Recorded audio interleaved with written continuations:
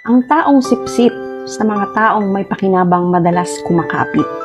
Tulad din niya ng mga plastic, hanggat may silbi ka, doon siya didikit. Sa trabaho, yung mga sipsip na lang ang palaging tama. At yung mga nagtatrabaho ng maayos, ang palaging kawawa.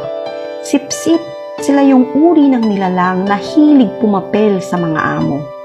Piling nagmamagaling pero isip talangka naman. Dahil takot yan masapawan at maitsapwera sa sarili niyang multo. Sila yung mga taong ayaw kang maging masaya, kaya sinisiraan ka sa iba. At tipong gagawin ng lahat, mauna lang silang umangat.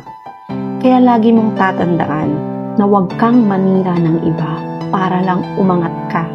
Dahil kahit ano pang pagpapabango ang gawin mo sa sarili mo, sisingaw at sisingaw pa rin ang basurang ugali mo.